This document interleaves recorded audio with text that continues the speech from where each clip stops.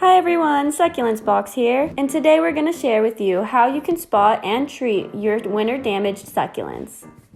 Even hardy succulents may still get damaged during the winter seasons, no matter how hard we protect them, especially when the winter becomes vastly low and cold. However, treating and caring for your winter damaged succulents will actually prepare them for a great spring and summer season. Follow the tips we'll share here to save your cold damaged succulents.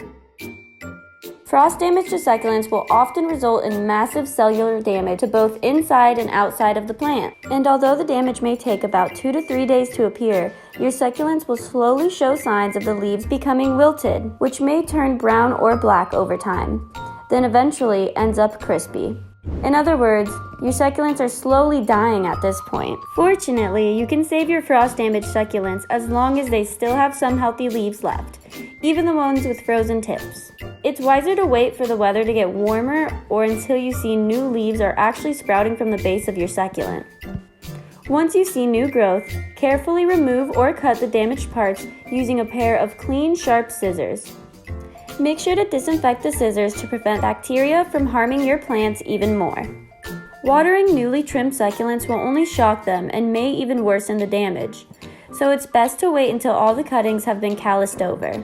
Once they do, give your plant a good soak at least once every 2 weeks. Even though sunlight during the winter is weaker compared to other seasons, exposing your succulents to direct sunlight will still cause them to suffer from being burnt. So to help your plants heal, make sure to place them near a sunny windowsill where they can get partial or filtered light.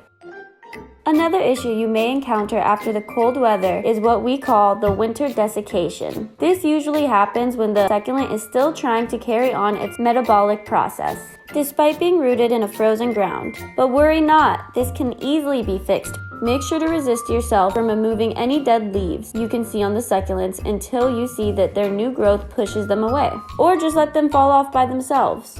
Pruning a desiccated plant will only cause their new growths to die, as they are not yet strong enough to be exposed under harsh conditions, especially if the temperature becomes really low. Since a desiccated plant will most likely lose a lot of its roots, you will need to give them some water to assist in its recovery. Do this by giving your succulent a bit of water first, then slowly giving it more after a few weeks. You may use a syringe or a watering bottle with measurements on the side to help you control how much water you give your plant. Frost heave happens when there's a repetition of freezing and thawing, causing the soil to contract and expand that may push up some of your succulents out of their soil, exposing the crown and its roots to cold temperature and dry winds, which will definitely severely damage them or worse, kill your plants. Once you see this happen, you should cover its exposed roots by simply putting some soil around the plant's base. You may also try to carefully put them back into the ground as well. Then cover with straw to avoid further freezing and thawing. Hail damage on succulents is usually not a serious issue, but it will still affect the health of your succulents, especially on its appearance, as the plant's leaves might get shot holes and shredded tips on foliage as a result of the impact. It is wise to wait at least a day or two after the hail happens before pruning or cleaning up the damage, as this will also give them time to recover until you are sure that they will no longer produce new leaves.